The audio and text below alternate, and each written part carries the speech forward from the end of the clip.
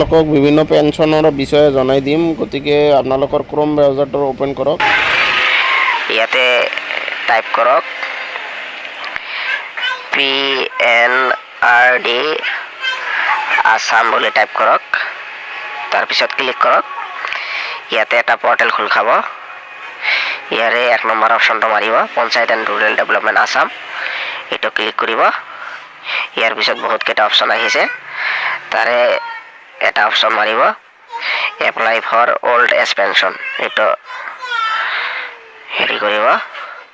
তাৰপিছত চাব ইয়াতে অপশ্যন আহিছে NSAP বুলি অপশ্যন আহিছে। NSAP বুলি অপশ্যন আহিছে, এইটো আপোনালোকে ক্লিক কৰিব। এইটো চাওক, ইয়াতে 3টা স্কিম দেখাইছে, Indira Gandhi national old age pension, Indira Gandhi national widow pension আৰু Indira Gandhi national disability pension. তো যিটো স্কিমৰ কাৰণে এপ্লাই কৰিব আপোনালোকে সেইটো টিক মাৰ্ক দিব। ইয়াতে 1 কপি ফটো লগাই দিব পাছপোৰ্ট সাইজৰ।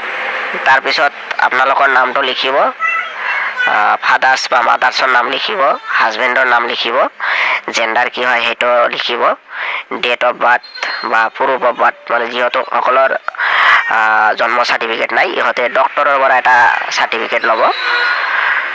ইহঁতৰ কেটাগৰীটো SC ST OBC সেইটো লিখিব, এড্ৰেছটো লিখিব, গাঁও কি হয়, ভিলেজ আৰু পঞ্চায়ত কি হয়, ব্লক কোনটো ব্লক, ডিষ্ট্ৰিক্ট কোনটো, ষ্টেট আসাম বুলি লিখিব আৰু পিন কোডটো লিখিব। ইয়াতে আধাৰ নাম্বাৰটো লিখিব আৰু ৰেচন কাৰ্ড নাম্বাৰটো লিখিব। আৰু এইটো ইপিক নাম্বাৰ হ'ল আপোনাৰ এইটো ভোটাৰ ID কাৰ্ডৰ ওপৰত এটা নাম্বাৰ আছে, ইপিক নাম্বাৰ, এইটো নাম্বাৰ আপোনালোকে লিখিব।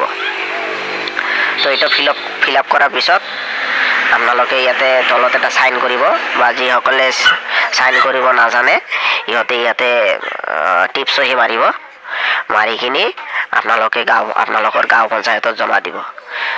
আপোনালোকৰ গোটেই ডকুমেণ্টছখিনিৰ এটা কৰি জেৰক্স কপি লগতে গাঁঠি দিব। আৰু যদি বাই চান্স ব্লকত জমা নলয়, যদি আপোনালোকৰ GPত জমা নলয়, আপোনালোকে তেতিয়াহ'লে ব্লকত জমা দিব। তো এইটো গ'ল, আপোনালোকে এইটো কৰিলে আপোনালোকে পাই থাকিব। তো মই আপোনালোকক দেখাম যিসকলে অলৰেডি পেঞ্চন পাই আছে। তো দেখা যায় কিছুমান মানুহৰ পেণ্ডিং হৈ আছে। তো কিয় পেণ্ডিং হৈ আছে মই সেইটো এতিয়া কৈ দিম। তো আপোনালোকৰ হয়তো আধাৰ লিংক দিয়া নাই বেংকৰ একাউণ্টৰ লগত, বা ইয়াতে নতুন কৰি আধাৰ লিংক দিবলৈ কৈছে,